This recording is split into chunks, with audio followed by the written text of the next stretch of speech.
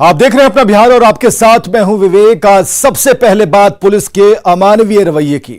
छपरा और मधेपुरा से कुछ तस्वीरें हम तक पहुंची हैं जो पुलिस के रवैये पर सवाल खड़े करती हैं।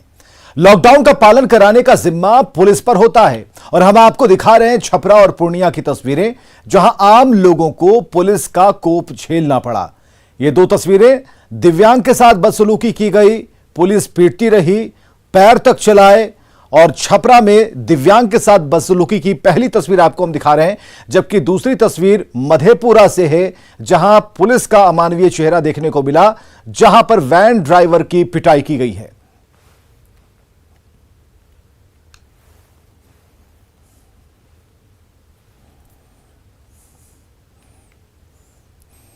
और छपरा में पुलिस ने एक दिव्यांग दुकानदार की बेरहमी से पिटाई कर दी। पुलिस ने उसे घसीटा, थानाध्यक्ष उसे पैरों से ठोकर मारते रहे। पुलिस की इस बर्बरता का वीडियो सोशल मीडिया पर वायरल हो रहा है। तस्वीरें दिघवारा थाना क्षेत्र के शीतलपुर बाजार की हैं। पुलिस लॉकडाउन का पालन कराने पहुंची थी और इसी दौरान दिव्यांग दुकानदार ने विरोध किया, जिसके बाद पुलिस वाले तैश में आ गए और पिटाई शुरू कर दी।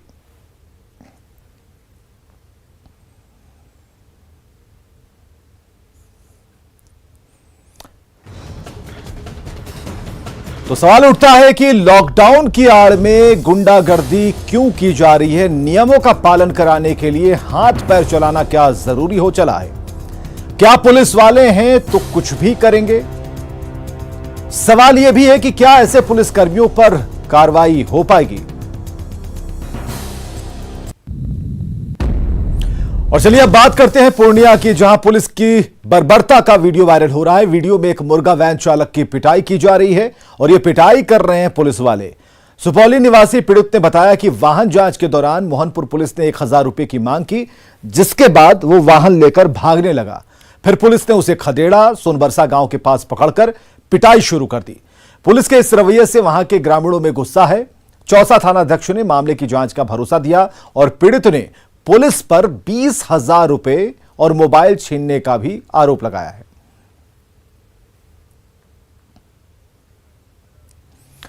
तो वर्दी पुलिस वालों की पहचान है और ऐसे में सिविल ड्रेस में हाथ में पिस्टल लहराते कितना भी बड़ा अधिकारी सड़क पर निकल जाए, एक हवलदार भी उसे टोक देगा, उससे पूछताछ करेगा अगर वो उस अधिकारी को चेहरे से नहीं पहचानता।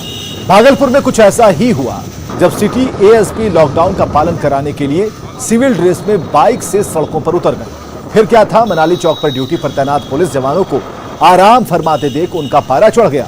ड्यूटी पर तैनात जवान सिटी एएसपी पूर्ण झा को नहीं जानता था और एएसपी पूर्ण झा बाइक पर सिविल ड्रेस में निकले थे और हवलदार ने उन्हें पहचाना नहीं। इसके बाद एएसपी भड़क गए और हवलदार की क्लास लगा दी। लेकिन सवाल यह है कि आखिर सिविल ड्रेस में घूम रहे किसी व्यक्ति को पुलिसकर्मी तो रोकेंगे ही। इस मामले में DGP, ADG headquarter, DIG, SSP और एएसपी पूर्ण झा समेत सभी को फोन लगाया गया, लेकिन एडीजी, एसएसपी ने फोन रिसीव नहीं किया और एएसपी ने फोन रिसीव किया लेकिन बेतुका बयान देकर फोनों देने से इनकार कर दिया। उनका बयान था कि चीजें खुद ब खुद ठीक हो जाएंगी। वहीं डीजीपी ने कहा कि एडीजी अधिकृत हैं, लेकिन उन्होंने कई बार फोन लगाने के बाद भी फोन रिसीव नहीं किया। पता है किससे बात कर रहा है? टाउन एएसपी पूर्ण झा बोल रहा हूँ। हाँ, अब कर आर्ग्यूमेंट कर क्या रहा है यहाँ पर बैठ करके? तुम्हें यार लूट हुई है। अरे तो तूने किया क्या? किसी गाड़ी को चेक किया? जी सर, ट्रैफिक वाला था सर। इसको भी बिठा रखा क्या? कितने दिन में नौकरी के? सर अभी गया, दूसरा मुद्दा थी, मोबाइल बोला, तुरंत गया सर मोबाइल। अरे कोई गया नहीं गया वो नहीं पूछ रहा हूँ, तो तू क्या करता है यहाँ पर? ट्रैफिक में तो चेक नहीं करेगा? देखिए सर, नेम प्लेट का है, स्टार का है, यूनिफॉर्म कोड ही पूरा भूल गया है। ऐसा मिलता है कि नहीं मिलता वर्दी का? वर्दी पहनने में शर्म आ रहा है तुम लोगों को? सुबह वहां बैठ के मोबाइल चलाना जरूरी है, मतलब मैं नहीं बोल रहा सर को चेक करने के लिए गाड़ी। क्या नाम है? अनु कुमारी। वहीं जाओ जैसे थे। रिपोर्ट तो देख, मैं वैसे भी करूंगा, मेरे रिपोर्ट में भी तू सस्पेंड हो जाएगा, जानता है ना इतना? तो बैठ वहां कैसे था जो आदेश नहीं सर आदेश तो हुआ किया है ना सर, अभी पुलिस बुला इतना तुम्हें सुनता ही नहीं। चलिए सवाल उठते हैं कि क्या कोई अधिकारी ऐसी भाषा का प्रयोग कर सकता है जिस भाषा का प्रयोग किया जा रहा था। तू तड़ाक सारी तरीके की बातचीत हो रही थी। पुलिसकर्मियों ने नहीं पहचाना तो डांटने की क्या जरूरत थी। और सड़क पर रंगबाज की तरह क्यों घूम रहे थे एएसपी पूरण झा, इस सवाल का जवाब भी उन्हें देना चाहिए। हाथ में रिवॉल्वर थी लेकिन हॉल्स्टर कहां था। कोई भी पुलिसकर्मी कैसे करता पुलिस और अपराधी में फर्क, ये भी एक सवाल है। सवाल यह भी है कि पुलिसकर्मी तो ड्यूटी निभा रहे थे, फिर अभद्रता क्यों।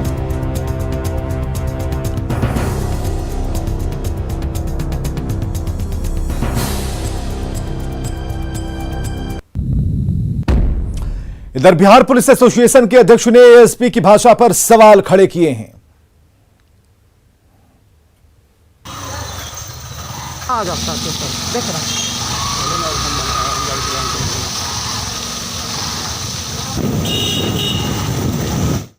जाता है और पब्लिक से जब भी मुलाकात होती है तो उनको अपने भाषा का जो शब्दों का उच्चारण होना चाहिए वो अच्छा होना चाहिए, संयमित भाषा होना चाहिए और जिससे जनता को बेहतर संदेश जाए। पुलिस पब्लिक की मिलता जो है संबंध एक प्रगाढ़ हो और पब्लिक के ही बीच से हम आसूचना संकलन करते हैं तो पब्लिक से बेहतर संबंध होगा तो निश्चित तौर पर पब्लिक से हमें कई आसूचनाएं मिलेगी, अपराध नियंत्रण में उससे हेल्प होगा। आगे बढ़ते हैं। मुंगेर के असरगंज थाने के चौरगांव ग्राम कचहरी के सरपंच चंद्रशेखर आजाद उर्फ टंटन सिंह को पुलिस ने गिरफ्तार कर लिया है। सरपंच का पिस्टल लहराने वाला वीडियो वायरल हुआ था और सरपंच पर दहशत फैलाने का आरोप है। गांव के मदन सिंह ने अपने घर पर फायरिंग की और पुलिस की इसकी सूचना दी गई, जिसके बाद पुलिस ने नशे की हालत में सरपंच को दबोचा। बताया जा रहा है कि सरपंच चंद्रशेखर आजाद मदन सिंह के घर आया और रंभा देवी को आगामी पंचायत की मुखिया चुनाव में लड़ने से रोकने की बात कही। बात नहीं मानने पर गोली मारने की धमकी दी गई और साथ ही फायरिंग भी शुरू कर दी। सूचना के बाद पुलिस ने आरोपी सरपंच को गिरफ्तार कर लिया है। पुलिस ने उसके पास से पिस्टल और 3 जिंदा कारतूस जब्त किए हैं। और यास तूफान की अगर बात करें तो बिहार पहुंचते पहुंचते तूफान कमजोर पड़ने लगा है। हालांकि अभी 72 घंटे तक इसका असर देखा जा सकता है और 48 घंटे तक बारिश होने के आसार हैं।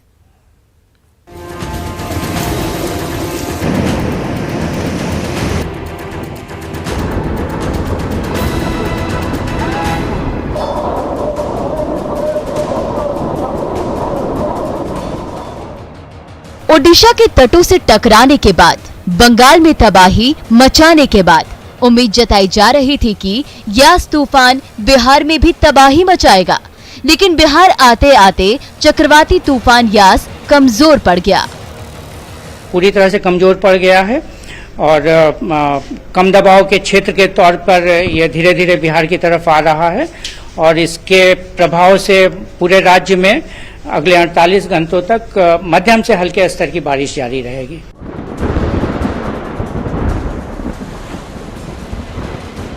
बिहार में फिलहाल जो मौसम का हाल है वैसा ही रहने का अनुमान है। अगले 72 घंटे तक ऐसा ही मौसम रहने का अनुमान है। अगले 48 घंटे तक बारिश होने की संभावना है। कई जगहों पर बिजली गिरने की संभावना भी मौसम विभाग ने जताई है। अगले 48 घंटे तक बिल्कुल हल्की से मध्यम स्तर की बारिश जारी रहेगी। और सर वज्रपात की भी संभावना है। वज्रपात की कुछ जगहों पर जैसा हमने बताया था कि वो जो पूर्वी भाग हैं जहां पर कि हमारे जो रडार बता रहे हैं कि वो कुछ कन्वेक्टिव क्लाउड्स वहां पर हैं, वहां पर डेफिनेटली हमारे। जाहिर है बिहार में यास का कमजोर होना राहत की खबर है, लेकिन अभी भी 48 घंटे भारी है क्योंकि कई जगहों पर भारी बारिश का अनुमान है। न्यूज़ 18 के लिए पटना से आनंद अमृतराज की रिपोर्ट। तो यास की वजह से बिहार के कई इलाकों में सुबह से ही रुक रुक कर बारिश हो रही है, जिससे जनजीवन पर असर पड़ा है। जमुई में बिजली आपूर्ति ठप है और शाम तक आसमान में बादल छाए हैं। वहीं बांका में भी तेज हवा चल रही है और साथ ही हल्की बारिश भी हो रही है।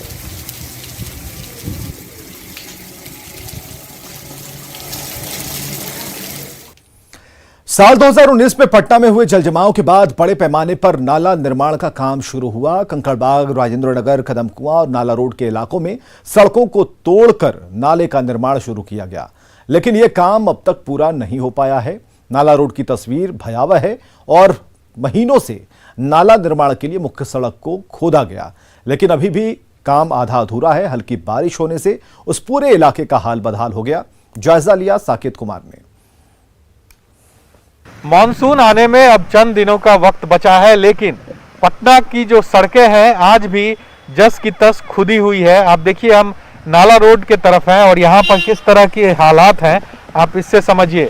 देखिए, ये पूरी सड़क है, इसमें नाला निर्माण को लेकर ये सड़क पूरी तरह से खोदी हुई है और ये मुख्य सड़क है। आप नाला रोड का जो ये आप देख पा रहे होंगे, ये नाला रोड का मुख्य सड़क है और इस पे काफ़ी ज़्यादा ट्रैफिक होता है अमूमन। लेकिन आज चूँकि अभी लॉकडाउन है, इस वजह से गाड़ियाँ कम हैं, लेकिन अभी आप देखिए ये सड़क आधी यहाँ पर खुदी हुई है और कोई भी यहाँ पर लेबर और काम करने वाले कॉन्ट्रैक्टर कोई नहीं दिख रहे हैं, जिससे ये पता चले कि इस पर काम अभी जारी है। लेकिन आप समझिए, जब मानसून आएगा, जब बारिश पटना में ज़्यादा होगी, हालांकि अभी यास तूफान के चलते थोड़ी बहुत बारिश पटना में हो रही है, उसके बाद ही स्थिति जो है वो नारकीय हो चुकी है। ऐसे में जब मानसून आएगा और जब लगातार तेज बारिश होगी तो ऐसे में फिर एक बार तस्वीर जो होगी वो क्या होगी, इससे अंदाज़ा आप लगाइए। क्योंकि नाला का निर्माण अब तक पूरा नहीं हो पाया है, नाला अभी भी उसी तरह है, आधा अधूरा काम हुआ है और ऐसे में अब मानसून जल्द आने वाला है, कुछ दिनों का फासला है, तो ऐसे में मुश्किल आने वाले वक्त में पटना के लोगों की और बढ़ने वाली है, इससे इनकार नहीं किया जा सकता।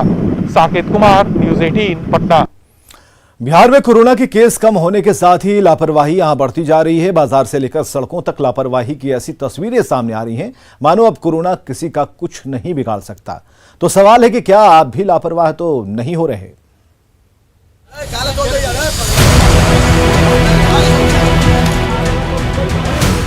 कहीं बाजार में भीड़ उमड़ने लगी है,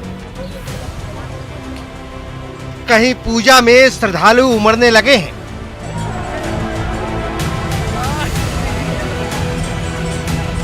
कहीं अंगारों पर खेल होने लगा है, कहीं सड़क पर मस्ती होने लगी है।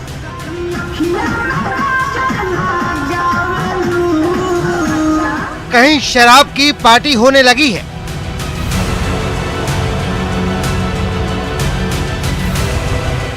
कहीं सरेआम डांस प्रोग्राम होने लगा है।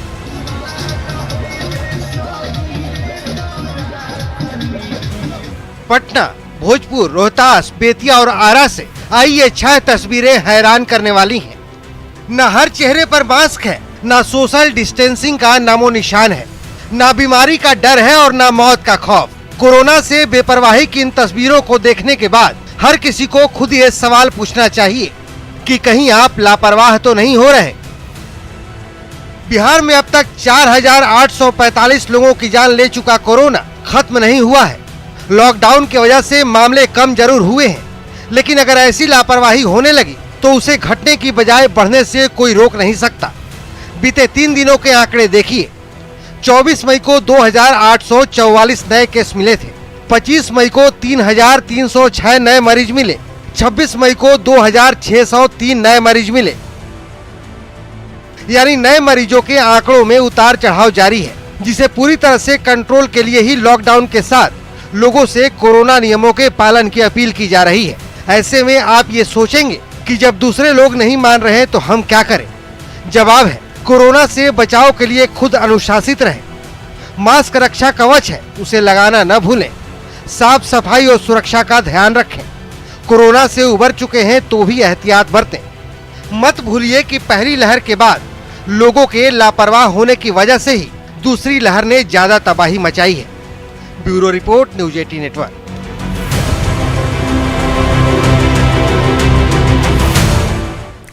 पटना में आज लगातार दूसरे दिन 18 से 44 साल के लोगों को कोरोना वैक्सीन नहीं दिया गया और ऐसे वैक्सीन उपलब्ध नहीं होने की वजह से हुआ। हालांकि सेंटर पर आकर उन्हें स्लॉट बुक करने की छूट दी गई। राजधानी पटना में आज दूसरा दिन है जब 18+ एज ग्रुप के लोगों का वैक्सीनेशन नहीं हो रहा है। कल भी इन लोगों को वैक्सीन नहीं दिया गया था और आज दूसरे दिन भी वैक्सीन नहीं दिया जा रहा है। फिलहाल यह तस्वीर है गार्डनर रोड टीकाकरण जो हॉस्पिटल उसके टीकाकरण केंद्र की। यहाँ वैक्सीनेशन सेंटर पर 18+ एज ग्रुप के भी लोग आए हैं। यह रियायत जरूर दी गई कि 18+ के एज ग्रुप के जो लोग हैं वह वैक्सीनेशन सेंटर पर पहुँचे और यहीं पर उनका स्लॉट बुक हो जाएगा। लेकिन लोग तो आ गए हैं, उन्हें वैक्सीन नहीं पड़ रहा है। जो कुछ लोग हैं उनसे हम बात कर लेते हैं। आप यहाँ क्यों आए? जी, हम वैक्सीनेशन के लिए आए हुए थे जबकि केंद्र सरकार ने ये लागू किया है कि अब स्लॉट बुकिंग की कोई ज़रूरत नहीं है। आप सेंटर पर आ सकते जी, आप सेंटर पे आएँ और रजिस्ट्रेशन सेंटर पे ही होगा, क्योंकि बहुत सारे वैक्सीन बर्बाद हो रहे थे, लोग स्लॉट बुकिंग करके और वैक्सीन नहीं ले रहे थे।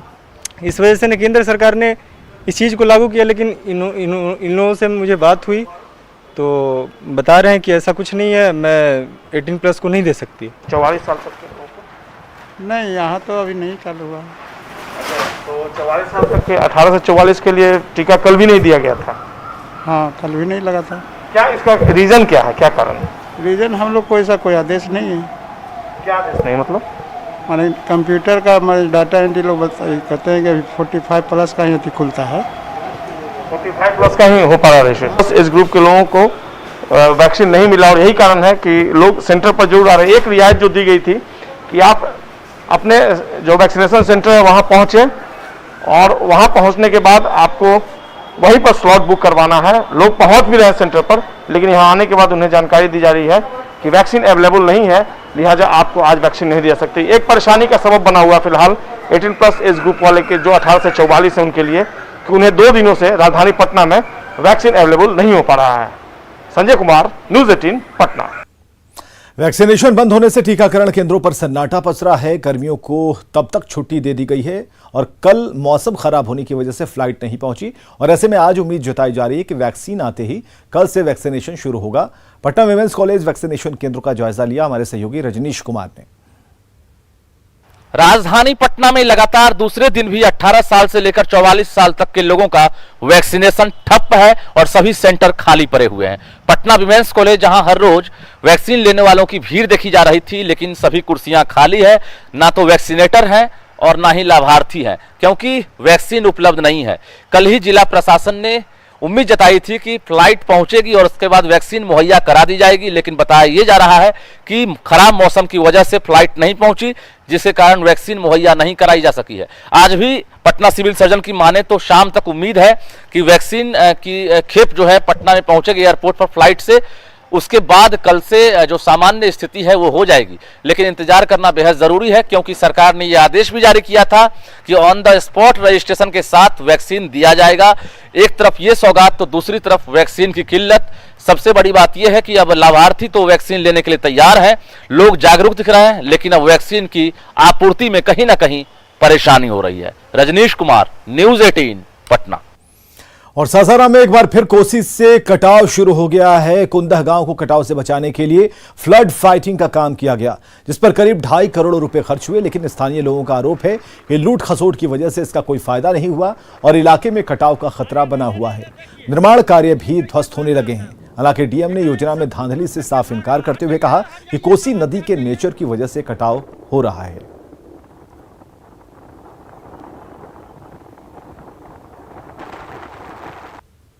गुणवत्तापूर्वक काम नहीं किया जा रहा है, जिसका कारण हुआ कि ये समय से पहले, जबकि 15 जून तक इनको समय था काम करने का, और देखिए 4 रोज पहले ये पूरा टूट करके गेवियन जा रहा नदी में। बांका में न्यूज़ 18 की खबर का असर हुआ है। बाराहाट ब्लॉक के खड़हरा स्थित नवनिर्मित अतिरिक्त स्वास्थ्य केंद्र पर ताला लटके रहने की खबर को न्यूज़ 18 ने दिखाया और इसका असर यह हुआ कि विधायक रामनारायण मंडल ने अतिरिक्त स्वास्थ्य केंद्र का उद्घाटन किया और इस स्वास्थ्य केंद्र से करीब 50,000 आबादी प्रभावित होगी। स्वास्थ्य केंद्र पर कोरोना जांच, वैक्सीनेशन, ओपीडी सेवा शुरू कर दी गई है। डॉक्टर, एएनएम सबकी प्रतिनियुक्ति हो गई है। आज से ओपीडी पे प्रारंभ हो रहा है। आज से कोरोना का जो टीकाकरण यानी वैक्सीनेशन वो भी कार्य प्रारंभ है और फिर कोरोना की जांच की भी व्यवस्था यहाँ कराई गई है और सब तरह की सुविधा हो जाने से लगभग 5-6 पंचायत इससे प्रभावित होगा और उनको लाभ मिलेगा। नेटवर्क 18 ये सुनिश्चित करना चाहता है कि हर भारतीय को कोविड-19 टीका मिले और टीकाकरण जागरूकता बढ़ाने के लिए नेटवर्क 18 और फेडरल बैंक की पहल संजीवनी और शॉर्ट ऑफ लाइफ को सपोर्ट करें। हेल्थ एक्सपर्ट अपोलो 24/7 आपके साथ हैं।